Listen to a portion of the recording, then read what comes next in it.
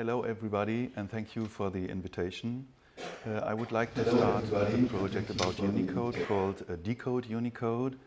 We started at the time in our University of Applied Science in Mainz, you know Mainz, the city of Gutenberg, to get an overview of Unicode. And we started with a poster to have like the whole basic multilingual plane to see in one view. This was at the time composed out of 50 or more different fonts, excuse me. And we ended up with the largest format of a poster we could get in Germany to print on. Then later we did like a to-go version, a folded version, so you can have Unicode in your hands and you're never lost wherever you go. For me as a graphic designer and typographer, this was a like naive question, how does it work? The encoding, I push the key A and at the other end of the world there is this letter A on your display, on your printer, on your plotter, whatever. I presume that everybody here in this room is familiar with the encoding process. Perhaps for all the people looking remotely this conference, just to say this is the 7-bit standard called American Standard Code for Information Interchange, known as ASCII, from the 1960s, had a 7-bit code, so you had 128 possible characters. So this is ASCII. The first 2 rows are control characters to communicate between the machines, and the rest is very good to write the English language. So this was wonderful in the time when computers filled whole rooms. Or this was wonderful for this invention, the first sketch for the internet. And you see Stanford research is node number 2 of the internet. So if you want to communicate with each other, you need the same code. So they talked ASCII, and today the internet is talking Unicode. So when the internet became bigger and bigger, clearly these 128 characters weren't enough, and Joseph D. Becker from Xerox PARC, not far from here, and Mark Davis from Apple at the time, now at Google, working at Google, had the idea to enlarge the scope to come to 16-bit, so you have 65,000 characters. At the time they thought this would be enough for all the writing systems. Of course, perhaps you know that Chinese systems already, they have like 70,000 characters. So 5 years later, they expanded it with a technical trick I can't explain. But you can imagine it's like 70 planes, they call it planes. Look, imagine there are 17 posters possible for the so-called code space. So there are more than 1 million possible characters we can encode. And with every new version of Unicode, there are more characters and there are more scripts encoded. So today we are up to 161 different scripts. When you look closer, you see the private use area we talked about, and the CJK taking most of the space, Chinese, Japanese, Korean. And when you look closer, you see Unicode is dividing stuff in blocks. They call it Unicode blocks. Sometimes it's a script, sometimes it's an extension to something. And on top you see basic Latin. This is good old ASCII, still a subset of Unicode. So you can say it's really ubiquitous. Perhaps it's more present on the world than the DNA, I don't know. And when you look even closer, you see that every character has a description for it. And this is the description for the Latin capital letter A. So you see the U plus means I am a Unicode character. Then there is the number in hex. Then there is the name of the character in ASCII. And then there are the properties of the character, how it behaves. And this is kind of important, this distinction between character and glyphs. Here you see all the glyphs. This is the work of the type designers. They're designing glyphs, not characters. And Unicode is only encoding, you could say the Platonic idea of the character is already there. before you see like the forms, the glyph and stuff, the work of the type designers. And this could be quite interesting to distinguish. Here we have the same glyph, but these are three different characters. Is our Latin hour, Latin capital letter A. It's the Greek alpha and the Cyrillic A. And here's the opposite. The same letter could have in Arabic up to 4 different glyphs, but it's the same character. So it's important that you have the name of this thing, that you can distinguish all this typographic stuff, and it can become quite complicated to distinguish all these things Unicode has already encoded. And perhaps some people would think that here is like the logo of a well-known supermarket in the US. But it's not, it's a character or it's a mathematical symbol or what else. And all the treasure trove of typography, like the M dash and N dash and all these differences are encoded, and it's important to look at the name of this stuff. As mentioned before in the other talks, there are already so-called minority scripts encoded, like this is Bamum from Cameroon in Africa. And even historical scripts are encoded. This is the cuneiform. It's the pictograph for star. And it's quite amazing. Now, 5,000 years later, we can still see the star. We understand the pictogram. And it's an ideogram for God and heaven, for the things you don't see. So already the Sumerians, 5,000 years ago, they understood the difference between pictogram and ideogram. Then there are more than 1,000 Egyptian hieroglyphs encoded, and you can look them up at our website decodeunicode.org, and then there you can even search for characters. When you search, for example, for bracket, you will find all these kinds of different brackets already encoded.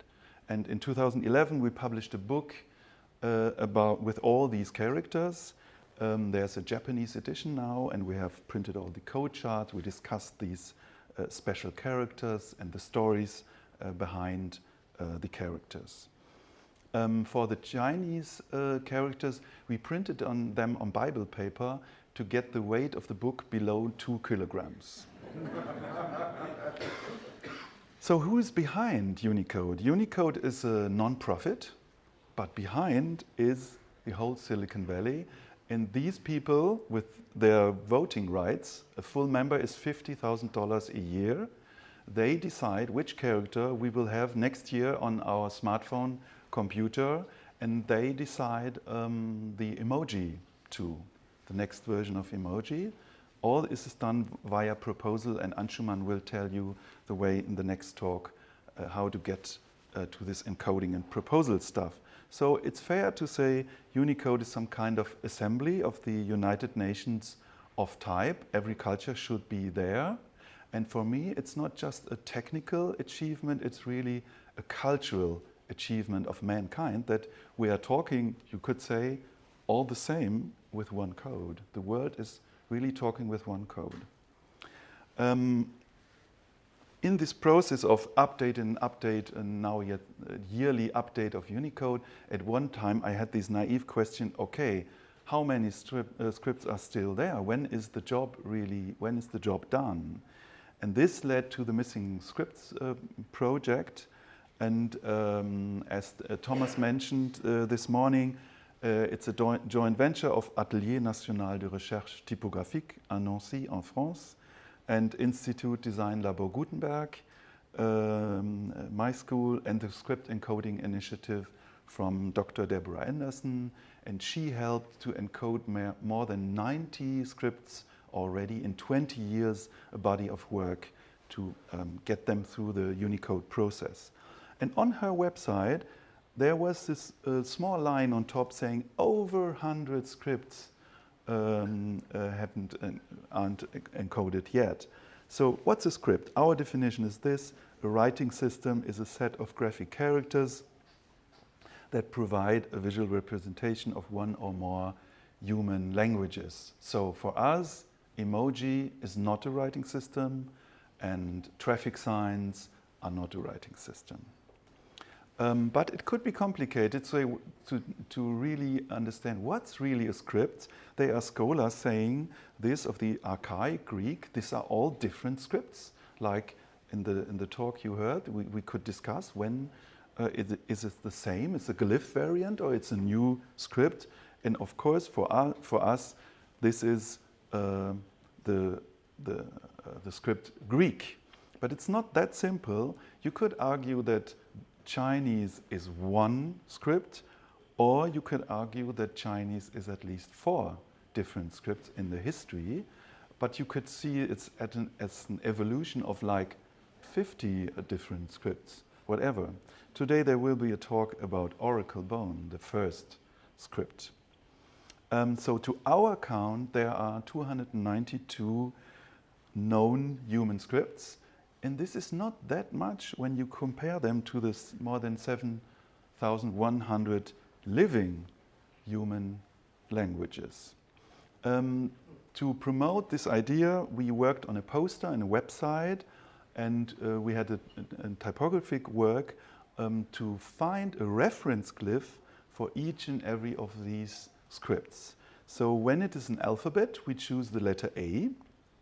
When it's in syllabary, we choose the letter K, like in India when you start learning at school, it starts with a K. And when it's a pictograph or ideograph, we choose the form of the human body or part of the human body.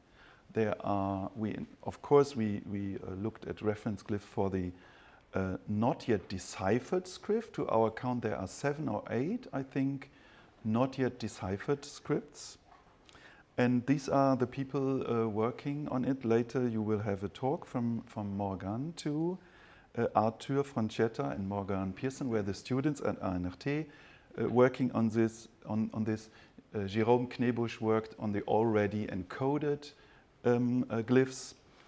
And here to show you a little bit the process, we discussed it already this morning. Sometimes the documents are not that clear to decide, okay, what is really the form, the appropriate form of these reference glyph. Sometimes it's quite good. This is from Anshu Man having this next talk. And we devised like 4 levels of complexity. The second one, there's the question of like compressed or condensed or expanded fonts. Then sometimes the documents weren't that good. And the most difficult ones, of course, were the ideographic, pictographic scripts. Then, of course, we gave it to experts for typography for each region to check it, and there were a lot of corrections, of course. There are really a lot of corrections coming. And still, when we're working on next versions of the poster, we try to improve. This is the glyph Morgan worked on Elimaic, and on the left is the first one in 2018. 1 year later, she came up with a more appropriate font for Elimaic. So Dr. Deborah Anderson was very keen on to saying on the poster, this publication should be seen as a snapshot of the state of linguistic and typographic research. So it's evolving. We have a color code on the poster. There's a timeline starting on top left with the oldest, and this is the first version of the poster, and now we're on the third one. We change the colors each time for the poster, and these are the oldest known scripts as far as we know. We will have a talk today on Proto-Elamite and on Linear Elamite later. This is the poster.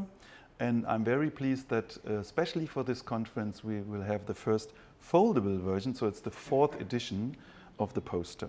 You can check it after the lunch break. And there's a website called World's Writing Systems. And here you can sort by time, by region, by name, by Unicode, when it was encoded in Unicode, how much is still missing, and if it's living or historical. When you click on them, you will have more information, Wikipedia, script source, script encoding initiative. Shortly, two next steps. The second poster was a chronological and geographical stuff. What was interesting for me to see that there where, as far as we know, writing started, they were neighbors. These three are geographically neighbors. It's still a debate who was the first. It could be cuneiform, it could be cuneiform plus Elamite, it could be all three. We don't know, we really don't know. And here we sorted them on the poster geographically, and you can see how many are developed in the 20th century. The last ones were already mentioned in the talks before.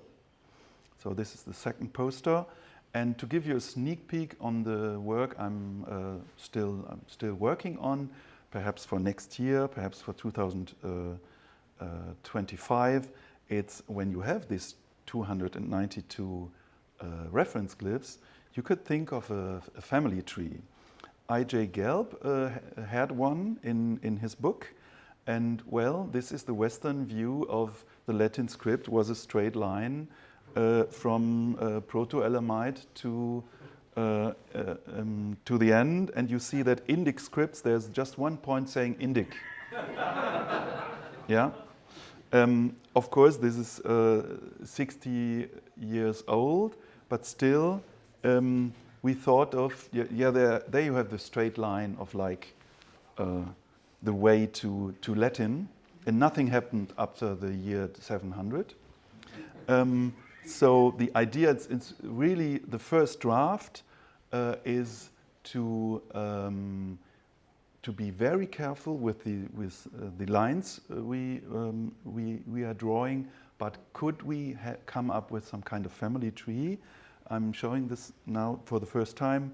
So this could be like the family tree of America, starting at the bottom. This is China and East Asia. Europe, Middle East, Central Asia. Here the A is not in the middle of the line of everything. The Latin capital letter A. The Indic and Brahmi, or the Brahmi scripts, more than 100. And this is everything. So to our knowledge, it's not one family tree, it's 4 family trees, as far as we know today. A last thought, Unicode encoded 161 scripts in 31 years. If we go on with the same pace on encoding the missing scripts, the job is done in the year 2047. Thank you.